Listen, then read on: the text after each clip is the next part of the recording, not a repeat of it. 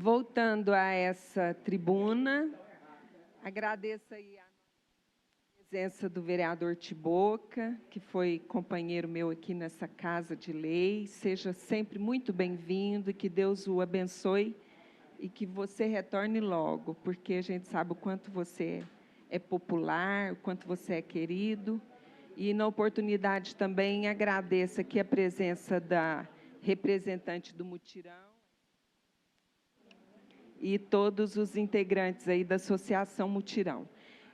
Nós conseguimos aqui as 12 assinaturas, né, para apreciação de 2 projetos importantes hoje, que é o crédito adicional do FNDE para a educação, para que os vanzeiros, os responsáveis pelo transporte escolar, sejam considerados atividade meio para a execução da educação na nossa cidade.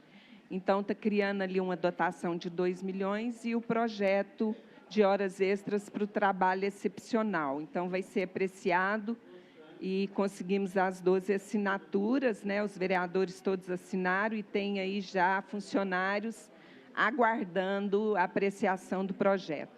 Outra situação que eu queria falar.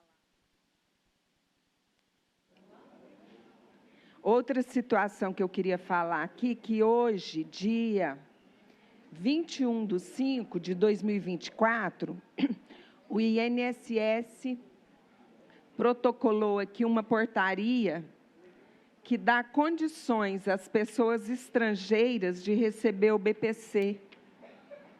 Então, o BPC é oferecido somente a brasileiros, né? E houve aqui uma situação diferenciada de um estrangeiro que entrou, né, judicialmente, com situação regular no país e vai ter direito ao benefício de proteção continuada. Então, que a gente... Porque todo mundo é ser humano, né? Seja venezuelano, seja haitiano, seres humanos merecem, se estão em extrema pobreza e vulnerabilidade social, merecem o benefício BPC, que é o benefício de proteção continuada.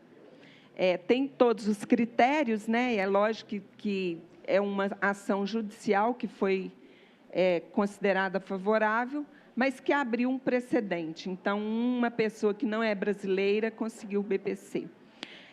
Outra situação que eu queria falar para vocês, dos 2 projetos, né? A gente já falou que a gente conseguiu o número de assinaturas. Eu penso que, na hora que o Butina chegar também, ele poderá assinar. Espera aí que eu vou pegar o que eu vou falar.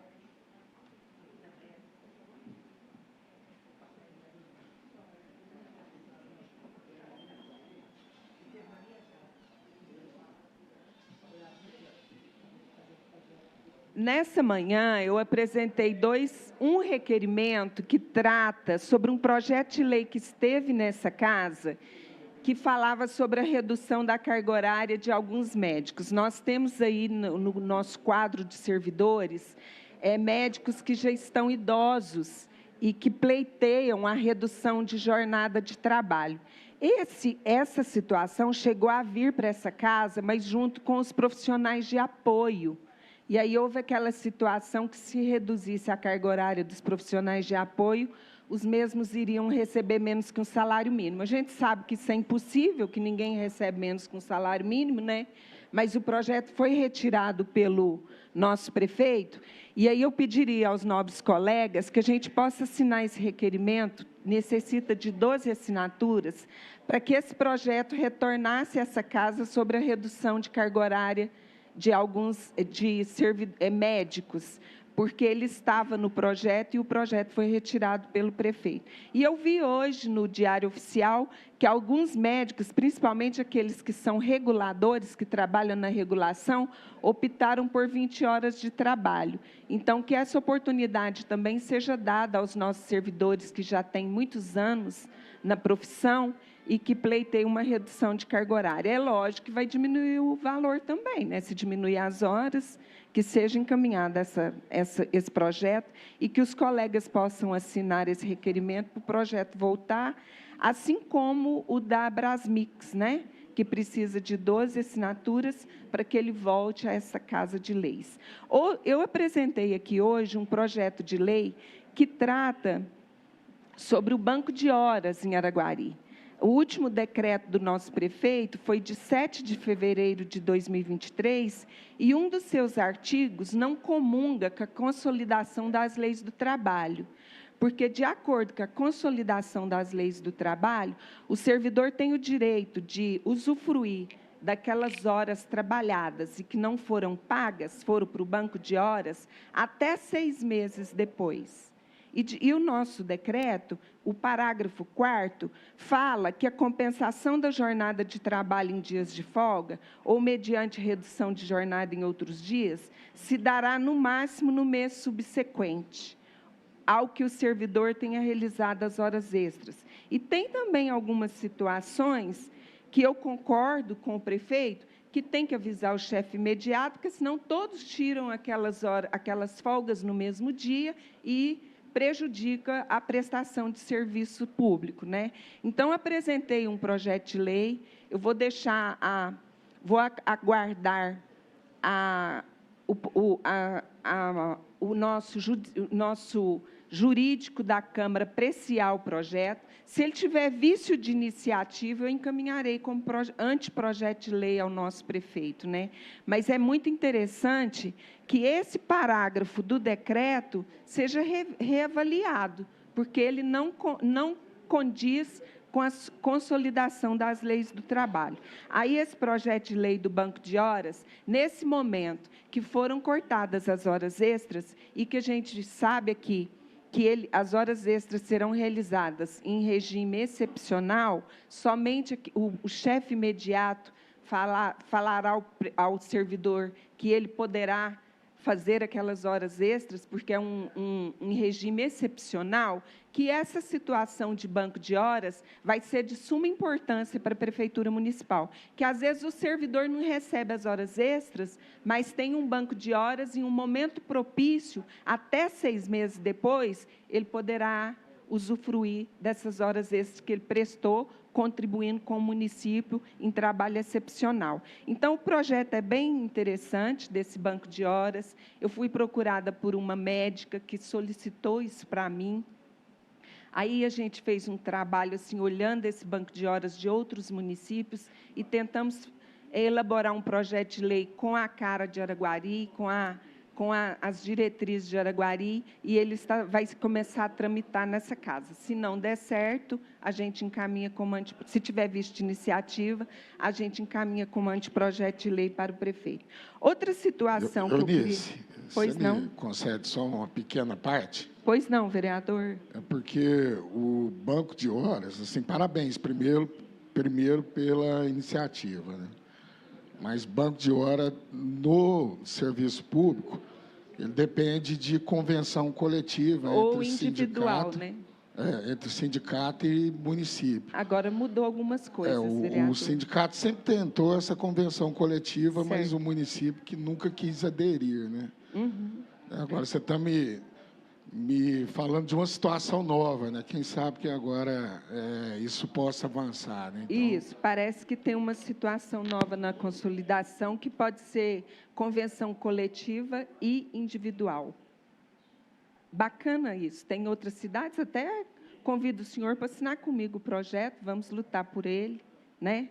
Porque com essa situação seria interessante que, se não for receber, que possa usufruir dessas horas até 6 meses depois. Então, assim, eu quero deixar bem claro aqui que essa situação do parágrafo aqui, que fala que tem que tirar até o mês posterior, está indo contra a consolidação das leis do trabalho. Outra situação que eu elenquei hoje sobre os meus requerimentos é sobre a garantia dos alunos do direito de estudar próximas às suas residências, de acordo com a Lei 11.700, de 2008, e que foi acrescentada o inciso 10 da na Lei 9394, que trata sobre a educação no Brasil, que é a lei federal que trata na educação do Brasil, no seu artigo 4º. O que isso quer dizer, Tiãozinho? Até peço também que o senhor possa contribuir com a gente nesse sentido. tem uma família que mudou, as crianças estudam na rede municipal. E aqui que a lei fala que, a partir de 4 anos, é obrigatória a lei, a vaga.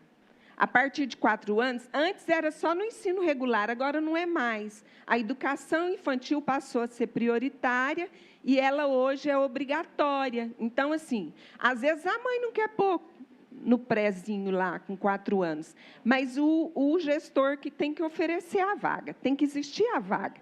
E a gente vê que falta vagas nas nossas CMEIs, nas nossas escolas de educação infantil. E o que está acontecendo? Quando um aluno de uma escola estadual pede transferência para outra escola estadual, a escola estadual é obrigada a receber aquele aluno. Por quê? É a transferência, é a mesma modalidade, estadual com estadual. E mesmo que não seja estadual, se a criança está numa escola estadual e vai para uma escola próxima à sua residência municipal, tem que ter a vaga lá. Então, o que está acontecendo em Araguari? Os meninos são da rede municipal. Aí uma família muda, vamos supor, lá do Novo Horizonte, muda lá para o bairro São Sebastião, chega lá, a criança não consegue a transferência. Isso aí vai contra a legislação federal, que é a Lei 9394, inciso 10, do artigo 4º, e vai também contra o Estatuto da Criança e do Adolescente, que fala que as crianças têm o direito de prioridade absoluta. Então, assim, está exprimido? Está. Vamos supor, tem um número acima do que comporta a sala de aula, estressa o professor, com certeza, um número maior de crianças do que preconiza a lei nas salas de aula, com certeza cansa o educador, o recreador, porque são mais crianças para serem atendidas, mas é um direito. Então, eu apresentei aqui hoje um requerimento solicitando à Cristiane que olhe por isso, porque não tem como a mãe levar uma criança na creche no Santa Helena e outra lá no IP. Não tem como a mãe levar uma criança lá no Novo Horizonte e levar outra no bairro São Sebastião. Tem. Tem condição dela, no horário, conseguir levar as 2 crianças, cruzar a cidade? E existe a lei também, que a vereadora apresentou aqui, que o prefeito acolheu e que a gente aprovou aqui, das crianças do mesmo núcleo familiar frequentarem a mesma escola. Se as modalidades de ensino são oferecidas por aquela escola, para as 2 crianças têm que ficar juntinhas. A não ser que não tenha aquela modalidade, que já é um ensino médio, ou um 9º ano, aí a escola não tem. Mas se tem ali a mesma modalidade, que as crianças frequentem. Então, as mães estão sofrendo com isso. Eu estou aqui falando em nome dessas mães, que tem um filho que conseguiu a transferência e outro não. Então, quando é transferência, eu vou até olhar se a gente consegue elaborar um projeto de lei nesse sentido, que quando a criança for transferida da rede municipal para outra escola da rede municipal, que tem esse direito. Já é lei federal, está no ECA. Agora a gente tem que fazer acontecer isso na cidade de Araguari. Outra situação que eu elenquei aqui, que eu pedi que fosse dada publicidade às nossas escolas, oi, Léo, é que está tramitando em caráter conclusivo nas comissões de Finanças e Tributação e de Constituição e Justiça e Cidadania da Câmara de Deputados, já está, assim, para ser em caráter conclusivo, Tiãozinho, que os nossos professores, os nossos profissionais que contribuem com a educação possam alimentar na escola. Até eu falei isso aqui hoje mais cedo, que a gente não quer saber mais desse assunto aqui. Resolva. Por quê? Porque já está concluído que o projeto estabelece que o fornecimento mudou a palavra. Não é merenda agora, é alimentação. O projeto também estabelece que o fornecimento da alimentação não implica qualquer acréscimo para os professores e demais servidores da escola e nem decréscimos de quaisquer direitos remuneratórios ou indenizatórios, como vale alimentação. Por quê? Tem situação que a gente sabe que não tem jeito.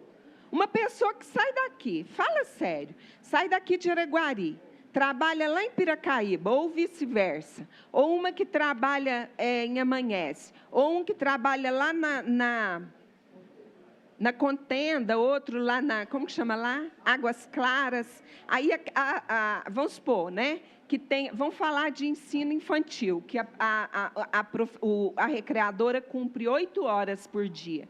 Então, ela sai cedinho, chega lá às 7 da manhã. Aí, na hora que ela dá comida para as crianças, ela dá mamadeira, ela dá comida, ela dá uma fruta, ela troca a criança, ela tem atividades recreativas com a criança, ela inicia a educação. Aí, deu a hora de almoçar, ela dá comida para eles.